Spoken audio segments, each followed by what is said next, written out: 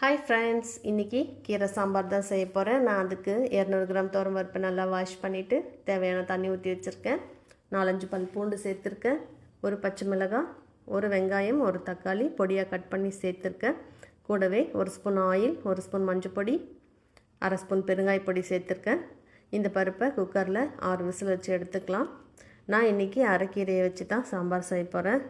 ரொம்ப நல்லாயிருக்கும். அரைக்கீரையை நல்லா க்ளீன் பண்ணிவிட்டு வாஷ் பண்ணிவிட்டு பொடியாக கட் பண்ணி எடுத்துக்கலாம். நான் அடுப்பில் பாத்திரம் வச்சு கீரை சேர்த்துக்கிறேன். கீரை வேகிறதுக்கு தேவையான தண்ணி சேர்த்துக்கலாம். கூடவே 2 டேபிள் ஸ்பூன் சாம்பார் பொடி சேர்த்துக்கிறேன். கீரை வெந்த பிறகு நம்ம புளி கரைசல் சேர்க்க போகிறோம். புளி பார்த்திங்கன்னா நான் ஒரு நெல்லிக்காய் சைஸ் அளவுக்கு புளி எடுத்து கரைச்சி ரெடியாக வச்சுருக்கேன். நான் புளியிலேயே உப்பு போட்டுட்டேன். இப்போ கீரை வெந்த பிறகு நம்ம புளி கரைசலை சேர்க்கணும். இப்போ கீரை வெந்துருச்சு. நான் புளி கரைசல் சேர்த்துக்கிறேன். ஒரு கொதி வரட்டும். இந்த கீரை மட்டும் இல்லை, நீங்கள் முளைக்கீரை, மணத்தக்காளி கீரை, அகத்திக்கீரை கூட இந்த மெத்தடில் செய்யலாம். ரொம்ப நல்லாயிருக்கும். இப்போ ஒரு கொதி வந்துருச்சு. நான் பருப்பு சேர்த்துக்கிறேன். பருப்பு சேர்த்து நல்லா கொதிக்கணும். ஒரு 2 நிமிஷம் கொதித்த பிறகு நம்ம இறக்கிக்கலாம். தாளிப்பு பார்த்திங்கன்னா கடைசியாக தான் சேர்க்க போகிறோம். நான் வடகம் சேர்த்து தான் தாளிக்கிறேன்.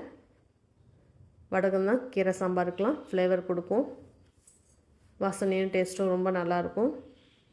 இப்போ நல்லா கொதிச்சிருச்சு. நான் எடுத்துக்கிறேன். உங்கள்கிட்ட வடகம் இல்லைன்னா மட்டும் கடுகு, உளுத்தம்பருப்பு, சீரகம், வெந்தயம் தாளிச்சுக்கோங்க. வடகம் இருந்துச்சுன்னா கண்டிப்பாக வடகமே போடுங்க. இப்போ கடாய் வச்சு எண்ணெய் ஊற்றிக்கிறேன். எண்ணெய் காஞ்சதும் வடகம் சேர்த்துக்கிறேன். இது நல்லா பொரிஞ்சு வரட்டும். ரொம்ப டேஸ்ட்டாக இருக்கும். நல்லா சுட சுட சாதத்தில் நல்லா தாராளமாக போட்டு சாப்பிட ரொம்ப நல்லாயிருக்கும். இப்போ வடகம் பொரிஞ்சிருச்சு. நான் சாம்பாரோடு சேர்த்துக்கிறேன். ட்ரை பண்ணி பாருங்கள்.